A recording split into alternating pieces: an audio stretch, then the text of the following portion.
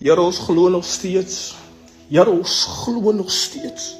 Ten spyte van alles, Here, kies ons om in U te glo, om op U te vertrou.